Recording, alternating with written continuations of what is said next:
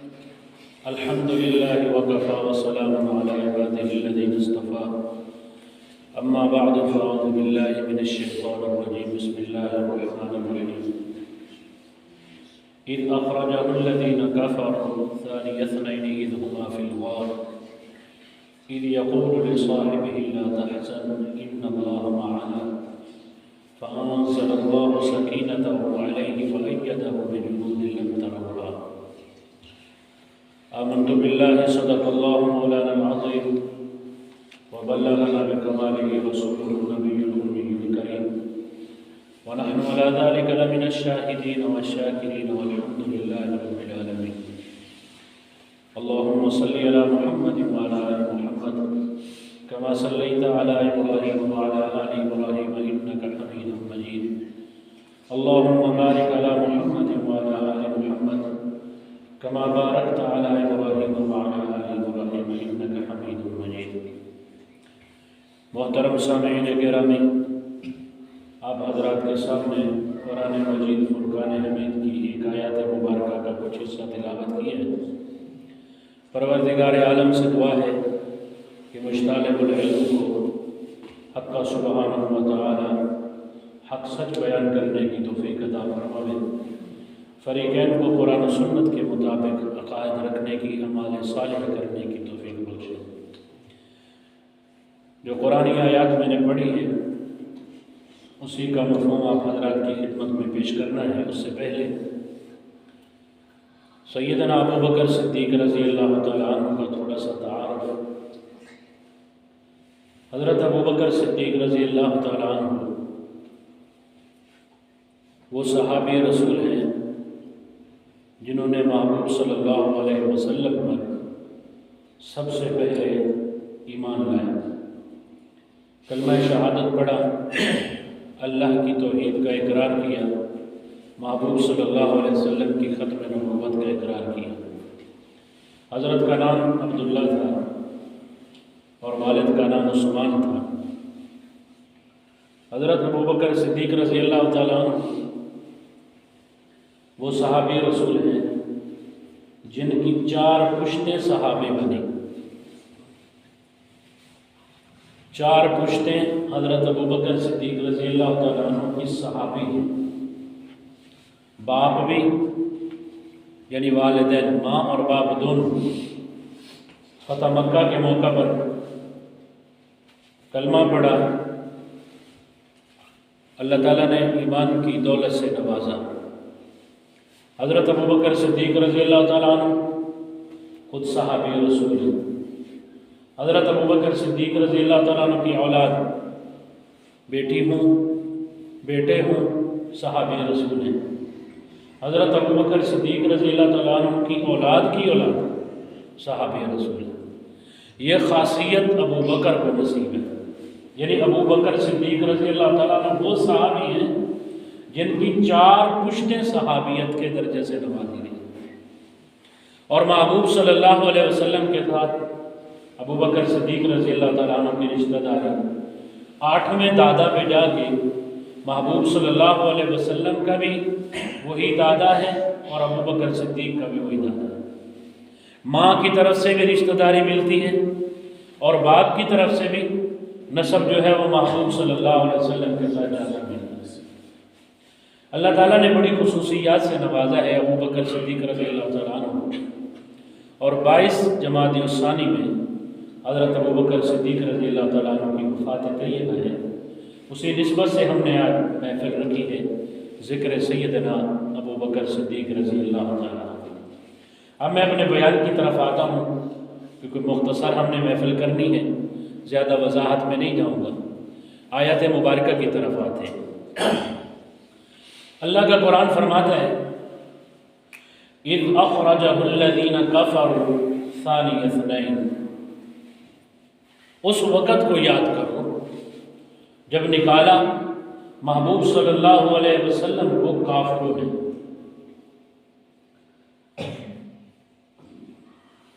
آپ حضرات کی توجہ چاہوں گا، کچھ لوگوں نے حضرت ابو بکر صدیق رضی اللہ تعالیٰ عنہ کے ایمان پہ شک کیا ابو بکر کے بارے میں طرح طرح کی غلاظت بکی ہے، وہ لوگ خود ایمان سے خالی ہیں۔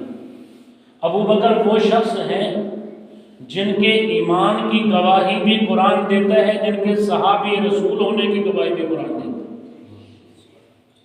اب الفاظ کی طرف توجہ کرنا، قرآن کہتا ہے اِذْ أَخْرَجَهُ الَّذِينَ كَفَرُوا،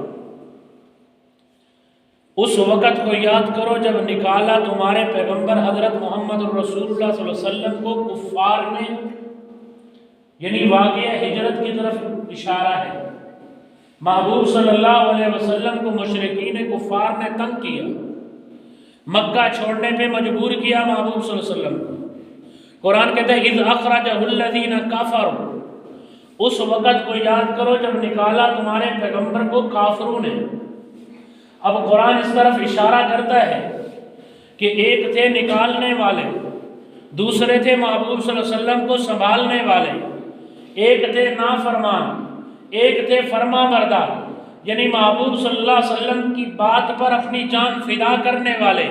اِذْ أَخْرَجَهُ الَّذِينَ كَفَرُوا، قرآن کہتا ہے اس وقت کو یاد کرو جب نکالا تمہارے پیغمبر کو کافروں نے، یعنی نکالنے والے اور ہیں، سنبھالنے والے اور ہیں۔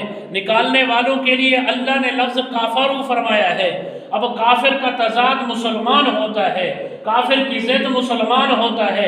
اذ اخرجہ الذین کفروا ثانی اثنین، ایک تھے نکالنے والے، قرآن نے بتا دیا کہ نکالنے والے کافر تھے، دوسرے تھے سنبھالنے والے، تو قرآن اس طرف اشارہ کرتا ہے نکالنے والے کافر تھے، سنبھالنے والے ایماندار۔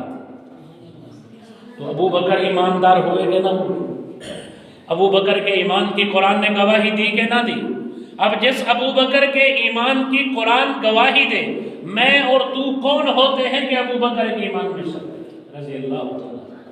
اذ اخرجہ الذین کفروا، اس وقت کو یاد کرو جب نکالا تمہارے پیغمبر محمد رسول اللہ صلی اللہ علیہ وسلم کو مکہ سے کافروں نے، تو سنبھالنے والے ابو بکر ایماندار پہلے نمبر پہ ابو بکر کا ایمان ہے، نکالنے والے کفار پہلے نمبر کے کافر ہیں، سنبھالنے والا ابو بکر پہلے نمبر پہ ایماندار ہے۔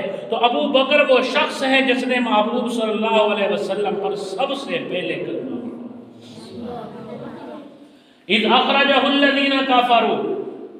واقعہ ہجرت قرآن بتلاتا ہے، رات ایک ہے، محبوب صلی اللہ علیہ وسلم پر فدا ہونے والے دو ہیں، ایک طرف ابو بکر ہے، ایک طرف علی المرتضیٰ رضی اللہ تعالی عنہ ہے۔ ابو بکر بھی حضور صلی اللہ علیہ وسلم کی خدمت میں، علی المرتضیٰ رضی اللہ تعالی عنہ بھی محبوب صلی اللہ علیہ وسلم کی خدمت میں۔ پیارے محبوب صلی اللہ علیہ وسلم نے اپنا گھر چھوڑنا چاہا، حضرت علی المرتضیٰ رضی اللہ تعالیٰ عنہ سے فرمایا علی آج تو میرے بستر پہ سو جا، آج تو میرے بستر پہ سو جا۔ یہ لوگوں کی امانتیں ہیں، یہ پیسے ہیں، یہ سونا ہے، یہ چاندی ہے، یہ سامان ہے، کسی کے کپڑے ہیں، کسی کے برتن ہیں، جو بھی ہے، اے علی میرے بستر پہ سو جاؤ، تم میرے بستر پہ سو جاؤ۔ آج یہ امانتیں میں محمد الرسول اللہ صلی اللہ علیہ وسلم تمہارے سپرد کرتا ہوں۔ دوسری طرف محبوب صلی اللہ علیہ وسلم حضرت صدیق اکبر رضی اللہ تعالیٰ عنہ کا دروازہ کھٹکھٹاتے ہیں، ابو بکر بھاگ کر کے آتے ہیں، ابو بکر پوچھتے ہیں کون ہے دروازے پہ؟ محبوب صلی اللہ علیہ وسلم فرماتے ہیں میں محمد الرسول اللہ صلی اللہ علیہ وسلم ہوں تمہارے دروازے پہ۔ ابو بکر محبوب صلی اللہ علیہ وسلم کی خدمت میں عرض کرتے ہیں یا رسول اللہ مجھے بلا لیتے، مجھے پیغام بھیج دیتے، میں ابو بکر خود تمہارے گھر پہ حاضر ہوتا۔ محبوب فرماتے ہیں ابو بکر میں خود نہیں آیا، مجھے بھیجنے والی وہ ذات ہے جس کا میری زبان پہ بھی قبضہ ہے، میرے قدموں پہ بھی قبضہ ہے، میرے ہاتھوں پہ بھی قبضہ ہے، میری جان پہ بھی قبضہ ہے۔ مجھے بلوانے والی بھی وہی ذات ہے، مجھے چلانے والی بھی وہی ذات ہے، مجھ سے کام کروانے والی بھی وہی ذات ہے۔ ایک طرف محبوب صلی اللہ علیہ وسلم کی امانتیں ہیں، ایک طرف اللہ کی امانت ہے۔ محبوب نے اپنی امانتیں علی کے سپرد کی، اللہ نے اپنی امانت ابو بکر کے سپرد کی۔ ایک طرف محبوب کی امانتیں، دوسری طرف اللہ کی امانت ہے۔ میں اپنے تخیل میں پوچھتا ہوں حضرت علی سے، اے علی باہر تلواریں تھیں، ننگی تلواریں تھیں، پتا تھا کہ لوگ محبوب صلی اللہ علیہ وسلم کو شہید کرنے کے لیے آئے ہیں، یہ علم تھا آپ کو یہ بھی پتا تھا کہ میری جان کو خطرہ ہے، وہ اندر جب آ کے محبوب صلی اللہ علیہ وسلم کو ڈھونڈیں گے، تلاش کریں گے، جب وہ مجھے پائیں گے تو وہ مجھے قتل کر دیں گے، مجھے شہید کر دیں گے۔ علی تجھے ڈر نہیں لگا، تجھے خوف نہیں آیا؟ تو حضرت علی المرتضیٰ رضی اللہ تعالیٰ فرماتے ہیں جتنا سکون کی رات میں اس رات سویا، ساری زندگی مجھے سکون کی نیند نہیں آئی۔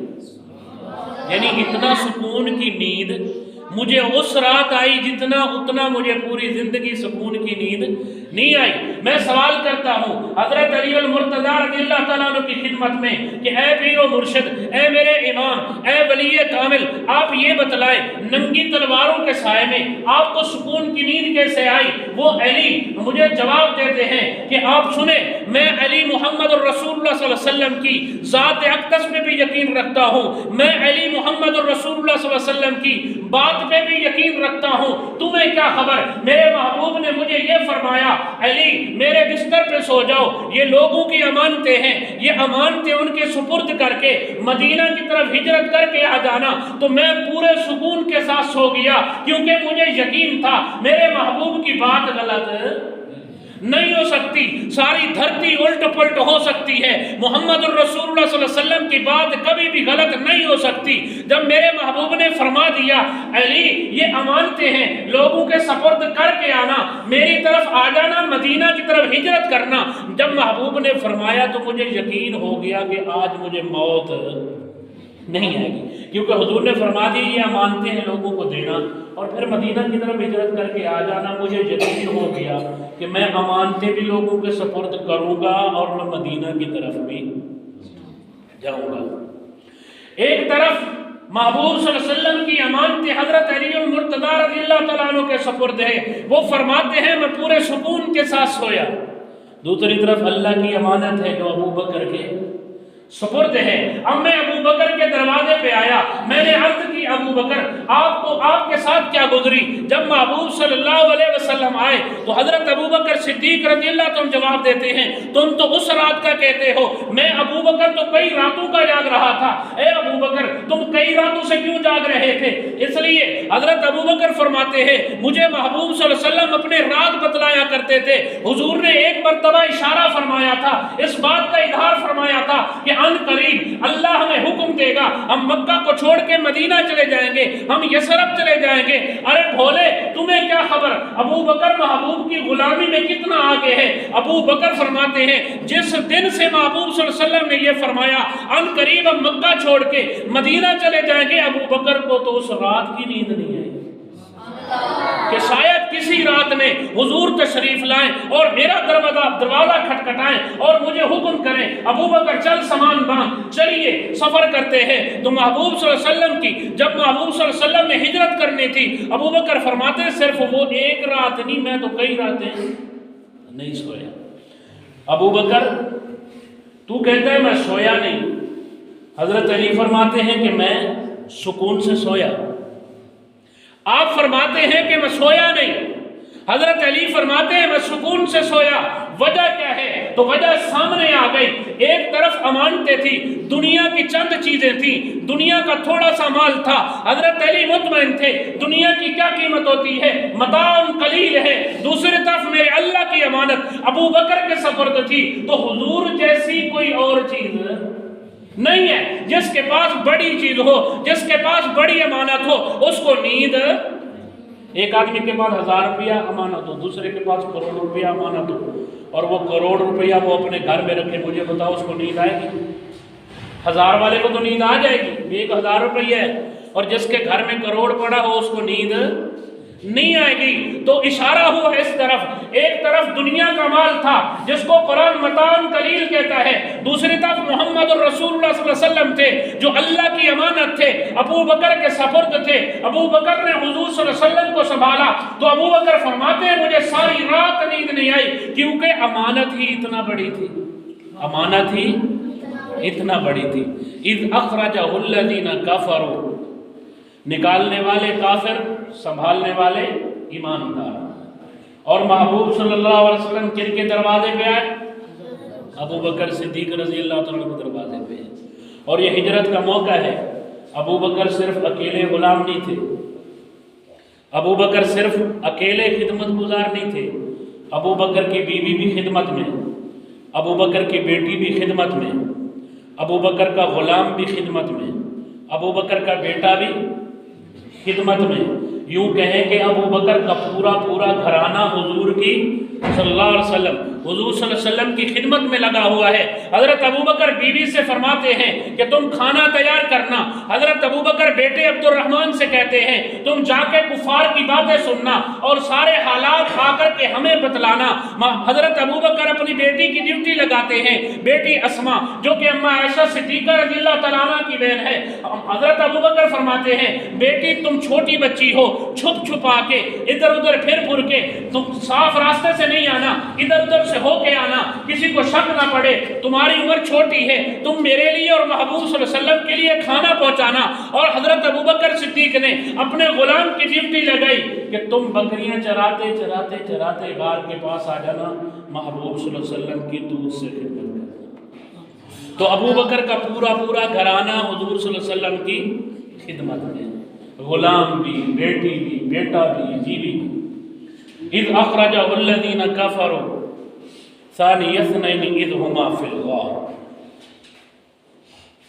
حضرت ابو بکر صدیق رضی اللہ تعالیٰ عنہ کی وفات،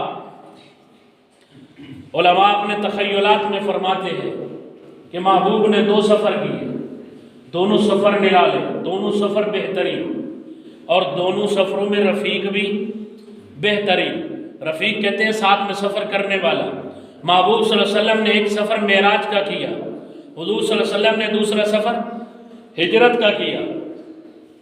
معراج کا سفر بھی عظیم ہے، ہجرت کا سفر بھی عظیم ہے۔ معراج کے سفر میں بھی محبوب کا رفیق سب سے اعلیٰ اور پہلے نمبر کا فرشتہ ہے حضرت جبرائیل امین علیہ السلام، اور حضور صلی اللہ علیہ وسلم کے ہجرت کے سفر میں بھی پہلے نمبر کے مسلمان حضرت ابو بکر صدیق رضی اللہ تعالیٰ عنہ ہیں۔ یعنی معراج میں جو اللہ نے رفیق خادم دیا وہ بھی بہترین، ہجرت میں جو حضور کو اللہ نے خادم دیا وہ بھی بہترین۔ سفر ہجرت کا ہو، سفر معراج کا ہو، اللہ نے محبوب کو خادم عطا کیے۔ جب معراج کا سفر میں دیکھتا ہوں تو معراج کے سفر میں حضرت جبرائیل امین حضور صلی اللہ علیہ وسلم کے پاؤں کو چوم کر کے سفر شروع کرتے ہیں۔ حضرت ابو بکر صدیق رضی اللہ تعالیٰ عنہ محبوب صلی اللہ علیہ وسلم کو ہجرت کے سفر کے لیے لے کے جاتے ہیں اور اپنے کندھوں پہ سوار کرتے ہیں۔ میں دیکھتا ہوں کہ حضرت جبرائیل امین محبوب صلی اللہ علیہ وسلم کو بیت المقدس لے گئے، پہلے آسمان پہ لے گئے، 7واں آسمان اوپر چلے گئے، لیکن ایک مقام آتا ہے، حضرت جبرائیل امین فرماتے ہیں یا رسول اللہ آگے میں نے ایک پر بھی مارا تو میرے پر جل جائیں گے، میں ختم ہو جاؤں گا، میں راکھ بن جاؤں گا، میں نیست و نابود ہو جاؤں گا، یا رسول اللہ میں آگے نہیں جا سکتا، مجھے اس سے آگے جانے کی اجازت نہیں ہے۔ ادھر حضرت عطا اللہ شاہ بخاری رحمۃ اللہ علیہ فرمایا کرتے تھے، کہتے تھے یہاں سے پتہ چلتا ہے خاکی اور نوری کا، بشر اور فرشتے کا، اگر میرا ابو بکر حضور کے ساتھ معراج کے سفر پہ ہوتا جان دے دیتا پر رکتا۔ یہ حضرت عطا اللہ شاہ بخاری رحمۃ اللہ علیہ کے الفاظ ہیں۔ یہاں ایک مزیدار بات آپ کو سنوں، اللہ نے ایک فرشتہ پیدا کیا، اس سے اللہ نے صرف ایک کام لیا، صرف ایک کام لیا۔ وہ کیا کام لیا؟ جب جبرائیل امین نے یہ عرض کی کہ یا رسول اللہ اس سے آگے جانے کی مجھے اجازت نہیں ہے، اب نیا سفر ہے۔ وہ سفر نیا تھا حضور کے لیے، حضور پہلے تو نہیں گئے تھے۔ عرش معلیٰ کا سفر ہے، سدرۃ المنتہا کا سفر ہے، کوئی بشر نہیں، کوئی فرشتہ نہیں، کوئی ساتھ نہیں جا رہا، محبوب صلی اللہ علیہ وسلم اکیلے اوپر جا رہے ہیں۔ محبوب صلی اللہ علیہ وسلم کو تسلی دینے کے لیے اللہ نے ایک فرشتہ بنایا۔ محبوب صلی اللہ علیہ وسلم فرماتے ہیں کہ مجھے ابو بکر کی آواز سنائی دی، مجھے ابو بکر کی آواز سنائی دی یا رسول اللہ ابو بکر کی آواز وہاں کیسے؟ تو اللہ نے ایک فرشتہ بنایا تھا جس کو معراج کی رات کے لیے اللہ نے رکھا تھا کہ میرا محبوب آئے گا، میرا محبوب صلی اللہ علیہ وسلم جب اس مقام تک پہنچے گا تو جبرائیل امین رک جائیں گے، میرا محبوب اکیلا ہوگا، تنہا ہوگا، اور میرے محبوب کو انس دینے کے لیے، محبوب کو محبت دینے کے لیے، محبوب صلی اللہ علیہ وسلم کو پیار دینے کے لیے اللہ کو بھی پتا تھا، اللہ کو یقین ہے، اور کیونکہ اللہ نے خود ابو بکر محبوب کو دیے ہیں تو اللہ تعالیٰ یہ جانتے تھے محبوب صلی اللہ علیہ وسلم سب سے زیادہ ابو بکر سے پیار کرتے ہیں۔ اب جس آدمی سے پیار ہو ایسی جگہ پہ جا کر کے اگر اس کی آواز سنائی دے تو دل بڑا ہوتا ہے کہ نہیں ہوتا؟ آدمی کہیں مسافر ہو، کسی دور سفر میں چلا جائے جہاں کوئی جان پہچان نہ ہو، وہاں کوئی اپنے علاقے کا مل جائے، دل بڑا ہو جاتا ہے کہ نہیں ہو جاتا؟ تو یار میرے اپنے علاقے کا بندہ۔ جب ابو بکر کی آواز حضور نے سنی تو حضور آگے بڑھے، اللہ نے اس فرشتے سے صرف ایک کام لیا اور وہ ابو بکر کی آواز نکلوائی، یعنی اللہ نے وہ فرشتہ ابو بکر کی آواز سنانے کے لیے، محبوب صلی اللہ علیہ وسلم کو تسلی دینے کے لیے اللہ نے وہ فرشتہ بنایا۔ تو ابو بکر صدیق رضی اللہ تعالیٰ عنہ، جبرائیل امین رک گئے، ابو بکر رکا نہیں ہے۔ جبرائیل امین اس سفر کے لیے براق لاتے ہیں، ابو بکر کہتے یا رسول اللہ براق نہیں، سواری نہیں، اونٹ نہیں، گھوڑا نہیں، آؤ ابو بکر کے کندھے حاضر ہیں، حضور سوار ہو جاؤ، میں تمہیں خود لے جاتا ہوں۔ تو یہ ابو بکر ہیں، وہ جبرائیل امین ہیں، یہ بشر ہیں، وہ نور ہیں۔ تو اللہ تعالیٰ نے بتلا دیا کہ بشر کو میں نے بڑی طاقت بخشی ہے، بشر کو میں نے بڑا عہدہ بخشا ہے۔ اس لیے علماء دیوبند کا عقیدہ ہے کہ اللہ کے نبی بشر ہوتے ہیں، اللہ کے نبی بشر ہوتے ہیں۔ تو ابو بکر نے اپنے کندھوں پہ اٹھایا، اتنا لمبی اونچائی پہاڑی چڑھ گئے۔ جو حجاج کرام جاتے ہیں، جو عمرہ کرنے جاتے ہیں، وہی بتلاتے ہیں، اللہ تعالیٰ ہمیں بھی موقع دے گا انشاءاللہ ہم بھی جا کے دیکھیں گے۔ تو حاجی بتلاتے ہیں کہ اب راستے بنے ہوئے بھی ہیں، کٹائی بھی ہو گئی ہے، راستے بھی سیدھے، لیکن چڑھتے چڑھتے آدمی کا سانس پھول جاتا ہے۔ اس وقت پہاڑ تھے، راستے بنے ہوئے نہیں تھے۔ ابو بکر نے محبوب صلی اللہ علیہ وسلم کو کندھوں پہ اٹھایا، کندھوں پہ اٹھا کے ابو بکر، یہ ابو بکر نہیں چل رہے تھے، ابو بکر کی محبت چل رہی تھی، ابو بکر کی دیوانگی چل رہی تھی، کیونکہ جو آدمی کسی کا دیوانہ ہو جائے وہ اپنی پرواہ نہیں کرتا۔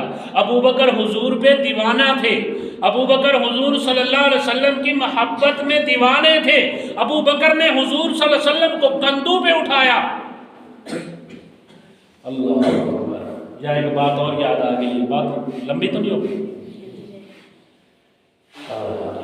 ایک صحابی رسول محبوب صلی اللہ علیہ وسلم کے ساتھ سواری پہ سوار ہو گئے،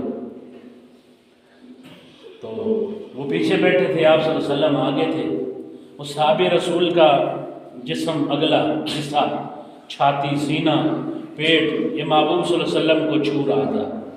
محبوب صلی اللہ علیہ وسلم نے فرمایا میرے صحابی، تیرے جسم کا جو حصہ میں محمد کے ساتھ لگ رہا ہے اس کو جہنم کی آگ نہیں جلا سکتی۔ ایک مرتبہ اماں فاطمہ الزہرا رضی اللہ تعالیٰ عنہ روٹی بنا رہی تھی، حضرت محبوب صلی اللہ علیہ وسلم تشریف لائے، بیٹی کیا کر رہی ہے؟ ابا جی روٹی بنا رہی۔ محبوب صلی اللہ علیہ وسلم نے یوں ہی اپنی بیٹی کے ساتھ پیار جتلانے کے لیے حضور نے یوں پیڑے کی، اپنے ہاتھ مبارک سے آٹے کے پیڑے بنائے، ایک بنایا، دو بنائے۔ اماں فاطمہ الزہرا رضی اللہ تعالیٰ عنہ نے دیکھا میرے ابا جی نے پیڑے بنائے، اماں فاطمہ نے روٹی بنائی، روٹی بنانے کے بعد تندور کے اندر لگائی، چولہے کے اوپر لگائی، تو محبوب صلی اللہ علیہ وسلم اپنے بچوں کے ساتھ کھیلنا شروع کر دیتے ہیں، حضرت حسن و حسین کے ساتھ کھیلنا شروع کر دیتے ہیں۔ اماں فاطمہ بیٹھی ہے تندور پہ روٹی پکاتی ہوئی، محبوب صلی اللہ علیہ وسلم بیٹھے ہوئے ہیں۔ حضور نے دیکھا اتنی دیر ہو چکی ہے، میری بیٹی اب سے آگ پہ بیٹھی ہے۔ محبوب فرماتے بیٹی آئی نہیں، کتنی روٹیاں تھیں؟ حضرت فاطمہ الزہرا رضی اللہ عنہا فرماتی ہیں ابا جان جس آٹے کو آپ نے ہاتھ لگایا وہ روٹی پاک کی نہیں رہی ہے۔ حضور صلی اللہ علیہ وسلم فرماتے ہیں بیٹی آ جا، ان روٹیوں نے نہیں پکنا، کیونکہ جس کو محمد صلی اللہ علیہ وسلم کے ہاتھ لگ جائیں اس کو آگ نہیں جلاتی۔ ایک مرتبہ محبوب صلی اللہ علیہ وسلم حضرت حسن و حسین کو اپنے کندھوں پہ سوار کرتے ہیں، صحابہ کہتے ہیں بہترین سواری ہے، بہترین سواری ہے۔ حضور فرماتے ہیں سوار بھی بہترین ہے۔ حضور کے ساتھ جس کی بھی نسبت بن جائے وہ بہترین ہوتا ہے۔ میرا یقین ہے، میں اپنے ایمان سے کہتا ہوں، اگر حضور سواری بنے تو سوار خوش قسمت ہے۔ اگر حضور سواری بنے سوار خوش قسمت ہے، اگر حضور سوار بنے تو سواری خوش قسمت ہے۔ وہ براق معراج کی رات جس کو اللہ تعالیٰ نے بھیجا وہ جنتی سواریوں پہ سردار بنی اور وہ ان پہ اپنا بات کو جتلاتی تھی کہ میں وہ ہوں جس پہ محمد الرسول اللہ صلی اللہ علیہ وسلم نے سفر کیا، تو میرے ابو بکر وہ ہیں جن کے کندھوں پہ سوار ہو کے محبوب نے سفر کیا۔ اذ اخرجہ الذین کفروا، ابو بکر غار میں چلے گئے، غار کی صفائی کی، ستھرائی کی، صفائی کرنے کے بعد سوراخ بند کیے، اپنی قمیض پھاڑی، اپنی پگڑی پھاڑی، سوراخ بند کر دیے، ایک سوراخ بچ جاتا ہے۔ حضرت ابوبکر صدیق رضی اللہ تعالیٰ عنہ نے اپنی ایڑی مبارک وہاں رکھی اور بیٹھ گئے غار کے اندر، اپنی گود بچھائی تو محبوب صلی اللہ علیہ وسلم حضرت ابوبکر کی گود میں سو گئے۔ جیسے آپ قرآن کا سپارہ پڑھتے ہو، ابو بکر نے اس سپارے کی طرح، یعنی یہ قرآن الفاظ میں ہے، وہ قرآن بولنے والا تھا۔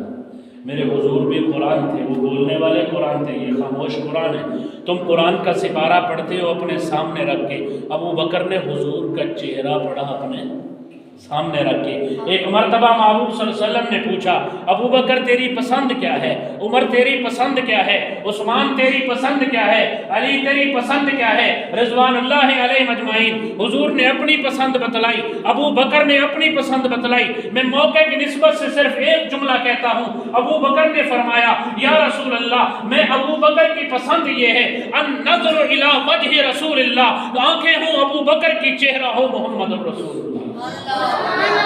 یا رسول اللہ، میری چاہت یہ ہے، میری پسند یہ ہے کہ چہرہ ہو محمد الرسول اللہ صلی اللہ علیہ وسلم کا، آنکھیں ہوں ابو بکر کی۔ یا رسول اللہ، ایسا موقع اللہ دے کہ دیکھنے والی آنکھ صرف ابو بکر کی ہو، سامنے دکھنے والا چہرہ صرف محمد الرسول اللہ کا ہو۔ تو اللہ نے وہ واقعہ ہجرت پیش کر کے، اللہ تعالیٰ نے وہ غار کی رات ابو بکر کو دے کر کے ابو بکر کی پسند کو اللہ نے پورا کیا۔ ابو بکر وہ خوش نصیب ہے جس کی پسند کا خیال اللہ بھی رکھتے ہیں۔ محبوب صلی اللہ علیہ وسلم سامنے سوئے ہوئے ہیں، ابو بکر اپنی آنکھوں سے دیکھ رہے ہیں، ادھر سے سانپ آیا، کالا سانپ آیا، اس نے ابو بکر کی ایڑی پہ ڈسنا شروع کیا۔ اب ابو بکر کو ہم فرشتہ نہیں مانتے، ابو بکر کو ہم مشکل کشا نہیں مانتے، ابو بکر کو ہم حاجت روا نہیں کہتے، ہم ابو بکر کو صرف سچا غلام محمد رسول اللہ کہتے ہیں اور اس پہ یقین رکھتے ہیں۔ ابو بکر کو درد ہو گئی، ابو بکر کی آنکھوں سے آنسو گرا۔ انسان کو جب تکلیف ہو تو اس کی آنکھوں سے آنسو گرتے ہیں۔ ابو بکر کو سانپ نے ڈسا، ابو بکر کو سانپ نے ڈسا، آنکھ سے آنسو نکلے، زبان سے آواز نہیں نکلی۔ آدمی کا کنٹرول اپنی آواز پہ ہو سکتا ہے پر آنسو پہ کنٹرول نہیں ہو سکتا۔ ابو بکر جس چیز پہ کنٹرول کر سکتے تھے اپنی زبان کو بند رکھا، اپنی آواز کو روکے رکھا، لیکن چونکہ انسان تھے، انسان کو جب تکلیف ہوتی ہے تو آنسو خواہ مخواہ گرتے ہیں۔ ابو بکر کی آنکھ سے آنسو گرا، چہرہ محمد الرسول اللہ صلی اللہ علیہ وسلم پہ پڑا۔ ابو بکر کے اس آنسو پہ قربان جاؤں جو محمد الرسول اللہ کے چہرے پہ پڑا۔ اتنا خوش قسمت ہے ابو بکر تیرا آنسو جو محمد الرسول اللہ صلی اللہ علیہ وسلم کے چہرے کو جا کے چومتا ہے۔ ہم حضور صلی اللہ علیہ وسلم کی آنکھ کھولی، محبوب نے دیکھا ابو بکر رو رہے، کہا یا رسول اللہ سانپ کاٹ رہا ہے۔ حضور نے فرمایا ابو بکر کوئی بات نہیں، ایڑی آگے کرو۔ محبوب نے اپنی لعاب مبارک یوں اپنے ہاتھ پہ لگائی اور ابو بکر کی ایڑی پہ لگائی، بالکل ٹھیک ٹھاک، ساری تکلیفیں ختم، سارے درد ختم۔ اذ اخرجہ الذین کفروا ثانی اثنین اذ ہما فی الغار، قرآن کہتا ہے اس وقت کو یاد کرو جب نکالنے والے کافروں نے محبوب صلی اللہ علیہ وسلم کو نکالا۔ سنبھالنے والے ایمانداروں میں سے ابو بکر نے حضور صلی اللہ علیہ وسلم کو سنبھالا، غار کے اندر لے گئے، حضور کو اپنی گود میں لٹایا۔ اللہ کا قرآن کہتا ہے ثانی اثنین اذ ہما فی الغار، دو میں سے دوسرا ابو بکر، یعنی دوسرا وہ ابو بکر تھا، ایک محمد الرسول اللہ صلی اللہ علیہ وسلم تھے، دوسرے ابو بکر تھے۔ اللہ نے ابو بکر کو دوسرا کہا، یعنی محمد الرسول اللہ کے بعد ابو بکر ہے، محمد الرسول اللہ کے بعد ہے ابو بکر ہے۔ ثانی یسنینی، اور تھوڑا قرآن کی طرف چلتے ہیں، اللہ کے محبوب فرماتے ہیں لا شریک لہ وبذالک امرت وانا اول المسلمین۔ اللہ نے فرمایا میرے محبوب اعلان کرو لا املک لنفسی نفعا ولا ضرا الا ما شاء اللہ، اللہ تعالیٰ ہی سب کچھ کے مالک ہے، میں محمد نفع نقصان کا مالک نہیں ہوں۔ لا شریک لہ، اس کا کوئی شریک نہیں، وبذالک امرت، مجھے یہی حکم دیا گیا ہے، انا اول المسلمین، یعنی میں محمد رسول اللہ کی توحید پہ سب سے پہلے ایمان لانے والا ہوں۔ تو ثانی اثنین، اللہ کی توحید پہ دوسرے ایمان لانے والے ابو بکر، تو حضور کے بعد ابو بکر کا نمبر ہے، چاہے ایمان کی بات ہو حضور اول المسلمین ہیں، دوسرے نمبر پہ ابو بکر ہے، چاہے غار کی بات ہو پہلے نمبر پہ حضور ہے، دوسرے نمبر پہ ابو بکر ہے، چاہے خلافت و حکومت کی بات ہو امامت کی بات ہو پہلے نمبر پہ صحابہ کے امام حضور ہے، دوسرے نمبر پہ صحابہ کے امام ابو بکر صدیق رضی اللہ عنہ۔ صرف یہاں ہی نہیں، مزار کی بات ہو پہلے نمبر پہ حضور ہیں، دوسرے نمبر پہ ابو بکر ہے۔ ہم ابو بکر کو پہلا خلیفہ مانتے ہیں، یہی حق ہے۔ آؤ میں تمہیں تھوڑا سا سمجھاتا ہوں، پھر اپنی تقریر ختم کرتا ہوں۔ اگر میں پوری آیت کی تشریح کرتا ہوں تو بات بہت لمبی ہو جائے گی۔ انشاءاللہ یہ سارے چاہ پورے کریں گے جمعے پہ انشاءاللہ 24 فروری کو ہمارا پہلا جمعہ ہوگا انشاءاللہ۔ اللہ اکبر۔ ہم ابو بکر کو پہلا خلیفہ مانتے ہیں،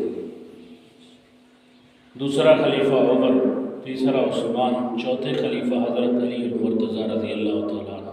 یہ ہم اہل سنت والجماعت کا عقیدہ اور ایمان ہے۔ میں ابو بکر کو پہلا خلیفہ مانتا ہوں۔ کیوں مانتا ہوں؟ ایک خلیفہ اللہ کا ہے، ایک خلیفہ محمد رسول اللہ کا ہے۔ میں ان کو دیکھتا ہوں، دونوں کی طرف نظر کرتا ہوں تو ان میں مشابہت نظر آتی ہے، مماثلت نظر آتی ہے، دونوں کی خلافت مجھے ایک جیسی نظر آتی ہے۔ ایک اللہ کے خلیفہ ہے، وہ کون ہے؟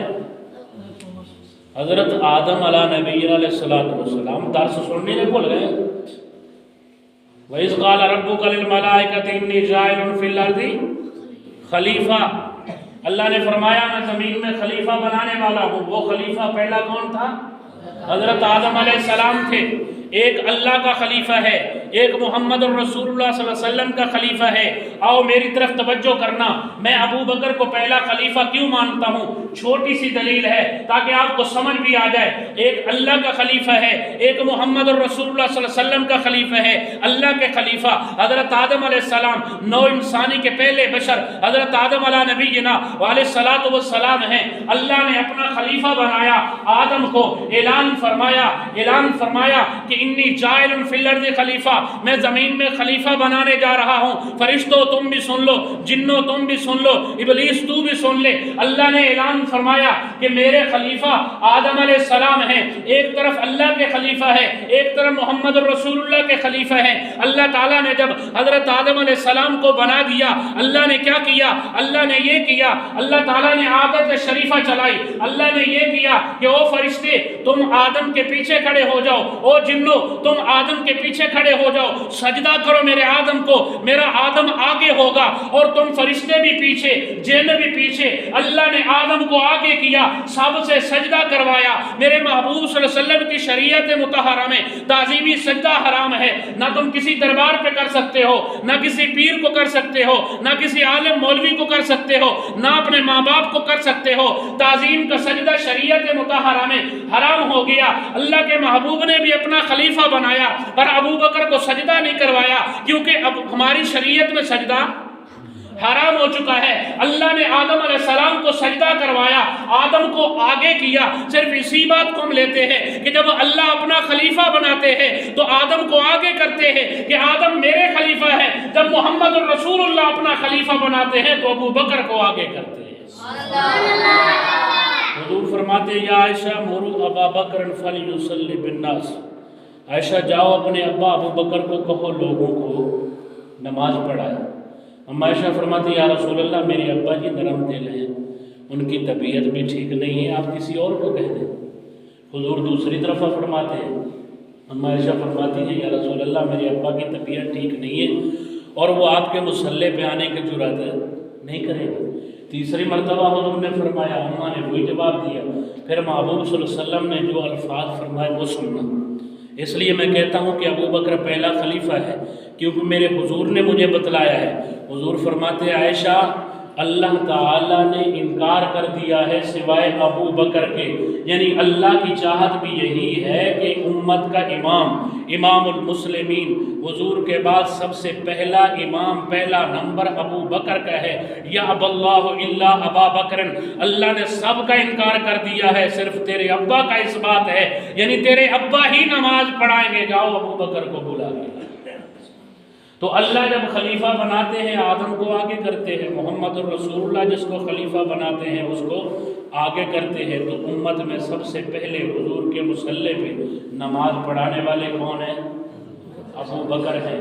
اللہ کا خلیفہ آدم ہے، وہ بھی سب سے آگے ہے۔ محمد الرسول اللہ کا خلیفہ ابو بکر ہے، وہ بھی سب سے آگے ہے۔ اللہ ہم سب کو صحابہ کرام اہل بیت رضوان علیہم اجمعین کی سچی محبت عقیدت نصیب فرماوے۔ وآخر دعوانا الحمدللہ رب العالمین۔